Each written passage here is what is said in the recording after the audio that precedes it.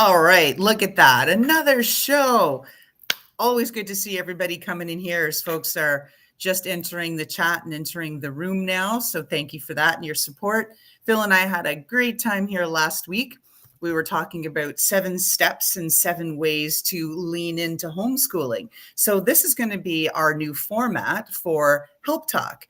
Phil and I are going to introduce a different topic every week. Occasionally, we'll have the wonderful Helpopedia community partners, members, and other experts coming in, but sometimes it'll be just Phil and I that you'll be stuck with, and there you go. And every week, we're going to get into a topic that parents/teenagers are facing, and we're going to offer 7 steps for what people can do, so specifically parents, on what they can do to help their teenagers navigate whatever that hot topic issue is. And so that's going to be the format that we're doing. And this week we thought, we'll start with a really, really juicy one, which is, of course, social media, right? And so social media, if you look around, how many states, municipalities, whole nations are actually suing the big tech giants in social media and saying it is completely disruptive and damaging to mental health, to the growth and development of youth, and it is creating all kinds of problems for everybody, except, of course, the people that are charging and offering the social media and providing ads and all that good stuff. They're doing okay. And so social media has just become a real lightning rod. You can't, as a parent, well, you can make choices, but it's very difficult to tell your child, no, thou shalt not have access to social media. Thou shalt not have a cell phone. Because, of course, they feel pressure as the child. All of their friends are on social media. Hey, mom, hey, dad, hey, parent, hey, auntie, hey, grandma, why can't I be on social media? And it just creates a really challenging and negative cycle for parents. So with that, we've got Phil here. Tell us your comments and impressions. You've raised 2 successful kids, launched them. Social media. Yeah, I am so lucky that they were at the early stages of social media. It wasn't rampant like it is today. And so I'm really fortunate, and thank goodness. I mean, I was not prepared as a parent when my son and daughter got their first cell phones when they were in 10th grade, which is much later than what's happening now with 10-year-olds and 9-year-olds and 11-year-olds getting cell phones, and the pressure, and the parents just want them to have a phone.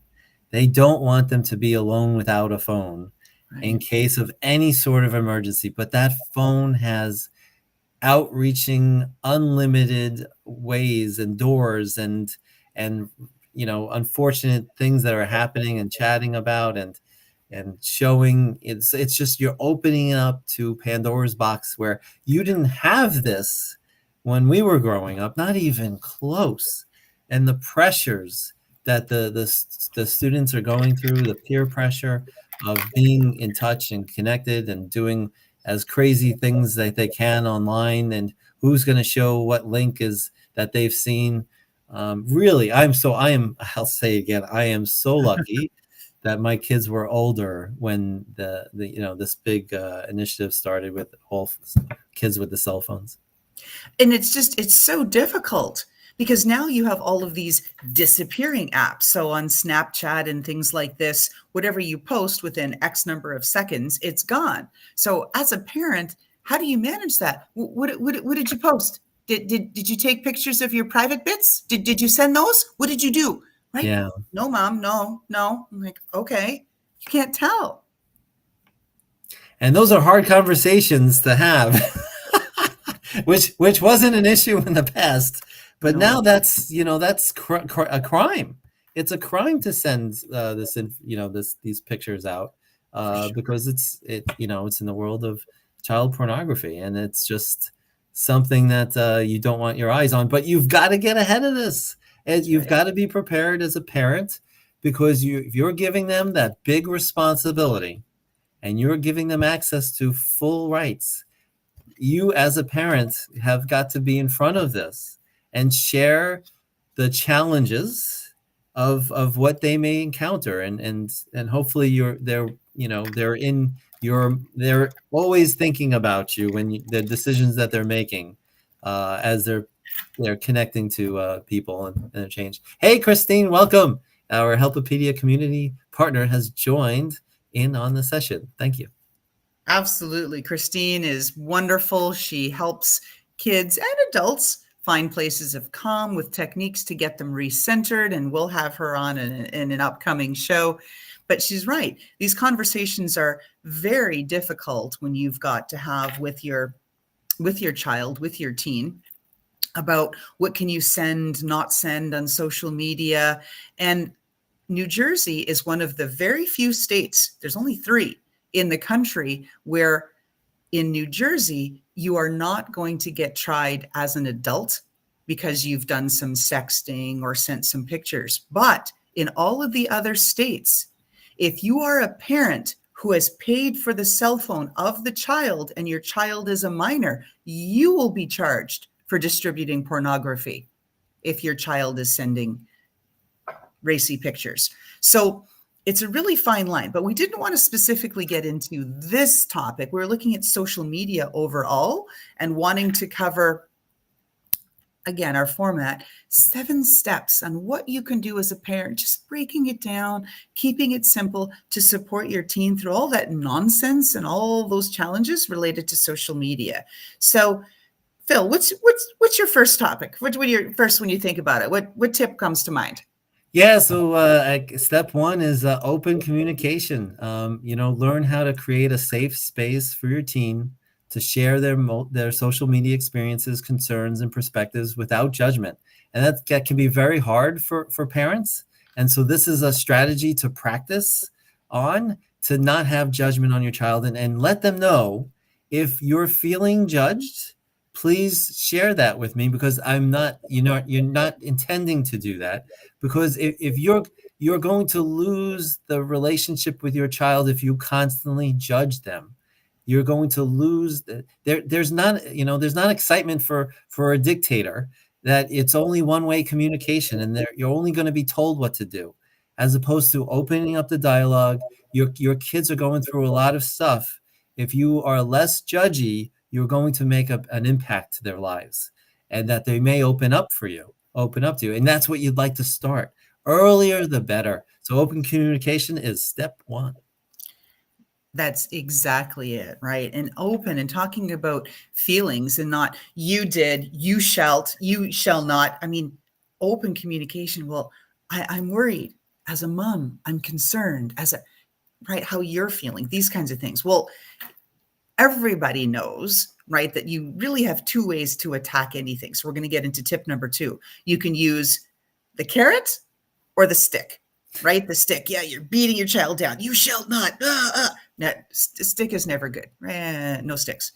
But the carrot, you also want to make it so that it's not a dangling carrot that the kid's never going to obtain it. You want to make it something as a reward, both online and offline, that they get some reward for doing the right behavior. Maybe that reward is you've put a timer on their social media for the week, and they're not exceeding that limit that you've put on it. Maybe that reward is that when you do a social media audit, and I did these often with my stepkids, I'm like, phone, open it up now. Oh, you changed the password? Oh, no. We're putting my password in. Phone in, social audit.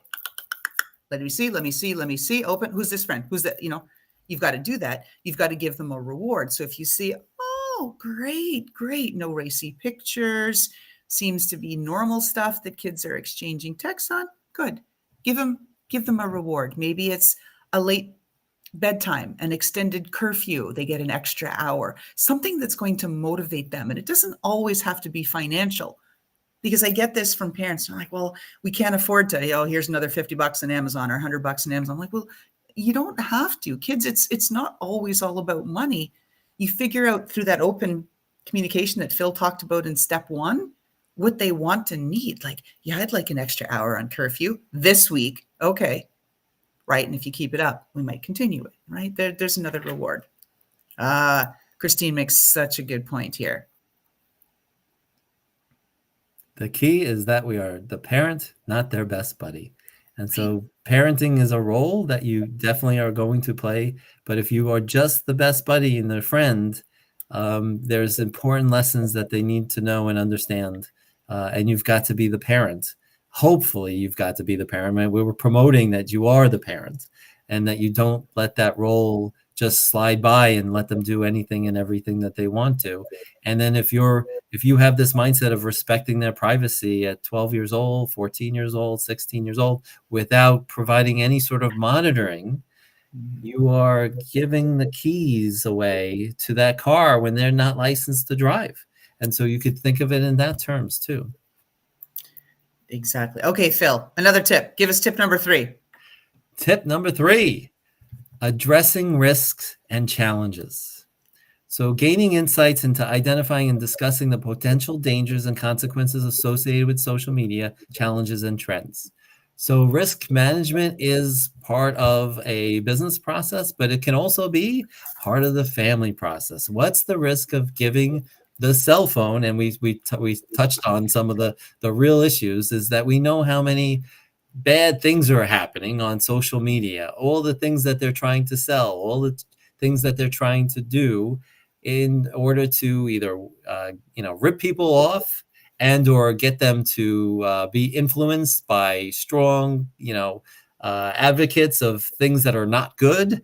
They're going to be influenced on these things, and the risk is here's the real risk. The risk is adults are on the same platform. And the question is, how many of these adults are your kids interacting with that you may not want them to be interacting with?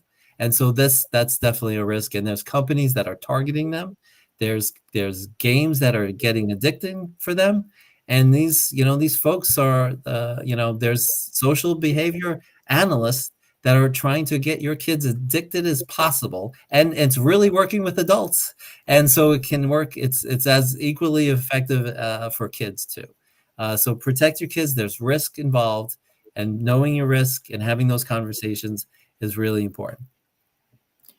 Agreed. And then so I'm going to get into tip number 4, which is really, hello. We've got Patricia Porter here. She's wonderful. She's the gardening grandma.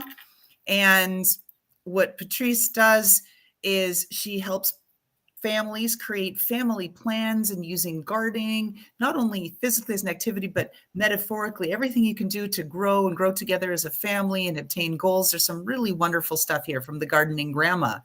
And, Patrice is saying your rewards can be their favorite meal at the end of the week. Exactly. It's not all a gift card and money. It can be something right about what they want. So let me get into another tip now. So we're on number 4 so far. So the whole thing is about staying informed, right? Because trends change and what's going on social media. And if you're doing that social media audit again, assessing the risk of your child, and you see an eggplant and a peach emoji with a wet splash, red lights, we're going to keep this PG-13, but that's a problem. Right? That's a real problem. It's suggesting oral sex and it's suggesting all kinds of stuff. And you just want to be on top of that. So as a parent, you do have to look at these parenting forums and see what's going on in social media. Oh, do I need to know that? What does that symbol mean? Who knew?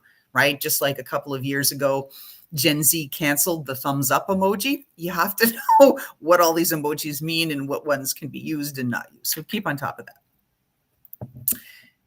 All right, Phil, another tip. All right, step 5, establishing a family media plan. Whoa, planning, being proactive. Learn how to create a family media plan that outlines agreed upon screen-free times, media curfews, and guidelines for responsible social media use. It's really important to set the guidelines. They should not be going to bed with their cell phone. Please do yourself a favor.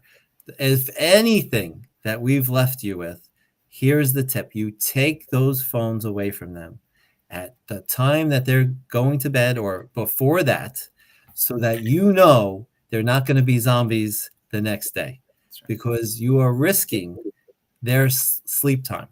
And sleep is incredibly valuable for a young child. And you don't want them to be hooked and addicted and stay connected with their friends in the middle of the night. And the drama and that could be happening overnight, and the pressure that they feel to be on their phones. So cut that really off early. If you haven't done so already, yes, now you're having the hard conversation where you're taking their phones. I've been in high schools where half the students are on their desk and I haven't even started the session yet. And so this is a sad state. And 90% CDC, according to CDC, 90% are sleep deprived. So screen time is really important. You want to limit that as much as possible, and that they should be enjoying life and the outdoors. The screen time could really be not healthy for us. Well, and it spills into something else. It's that drama overnight. So everybody's overtired. There's all this sort of stuff happening.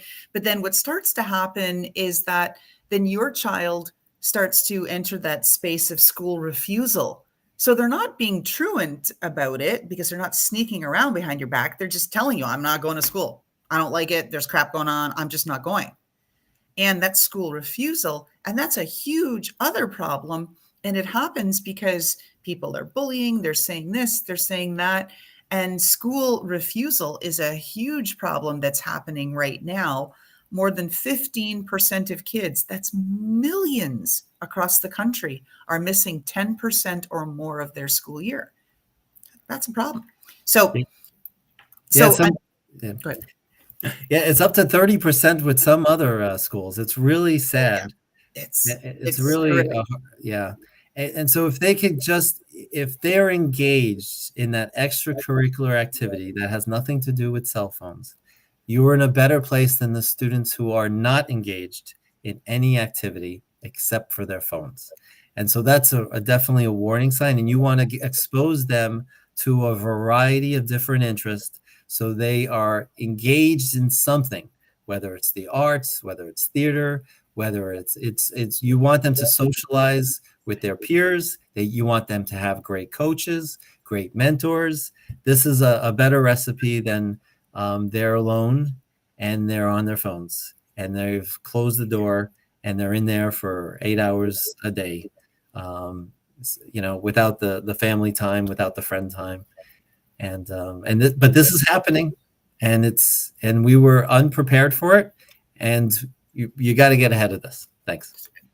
That's right. And as we're getting close to that 7th step, we're going to just do a recap. So if you as a parent are struggling with your teens' use of cell phones, we've got some wonderful programs. Christine Bernard and some others here have created content in and around that, what to do with a cell phone agreement. And if you're looking for a family youth plan, we've got Patrice Porter, the gardening grandma. We've got solutions. So, okay, to recap, 7 steps you as the parent can take to help navigate the challenges around social media and your teen using social media.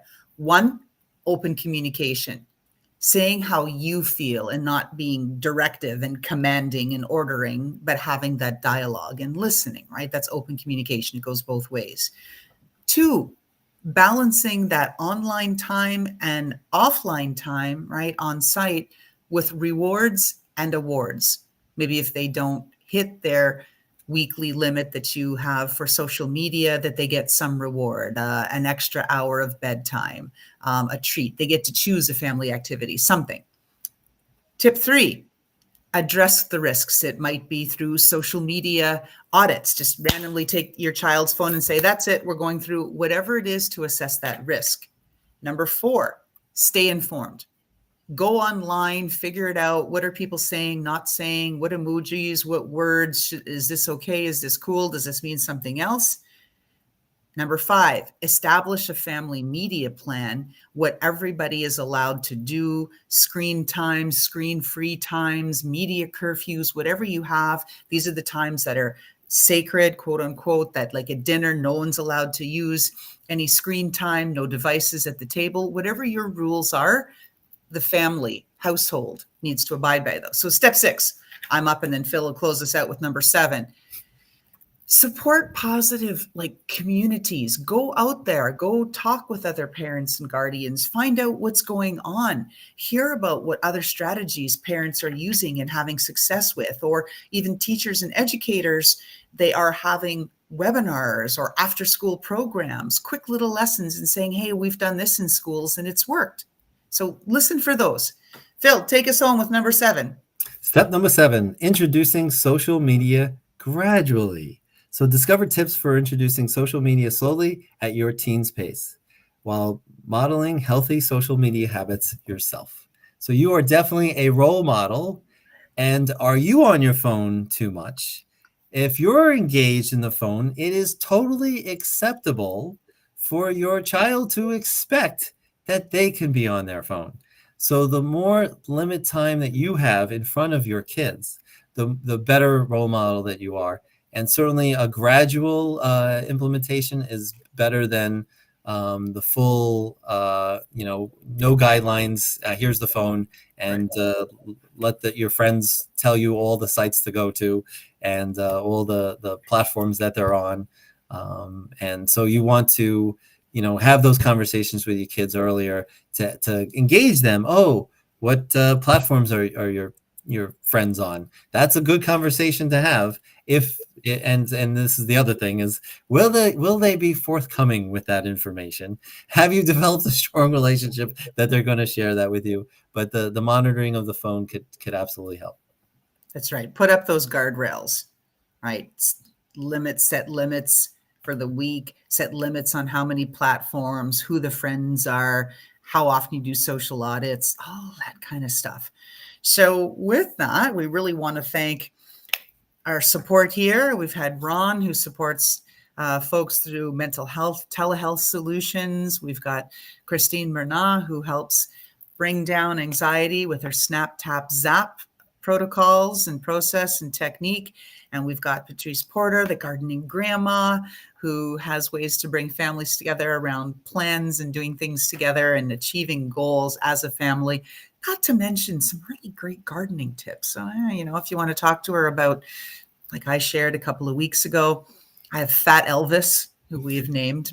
Apologies to any fans out there. I really did love Elvis too, but we named our groundhog Fat Elvis, who is so big now he cannot leave the yard. So he's just going to continue to consume the wildlife, buffet that we lay out every week with all of the changing flowers and things that we put out there. So anyway, with that, thank you from all of us here at Helpopedia, and we will see you the same time every week, 3:00 on Mondays. Phil. Thank you, Laura Lynn. And certainly follow us on Helpopedia. And we're heart-centered folks who really care about our youth and really care about parents. Thanks. Bye, everyone. Have a great week. Yeah, I know. No, we weren't, intending to disparage anybody that's struggling with weight or anything, but Fat Elvis was unfortunately a meme, and we took to it. And our groundhog he looked like him. That's all.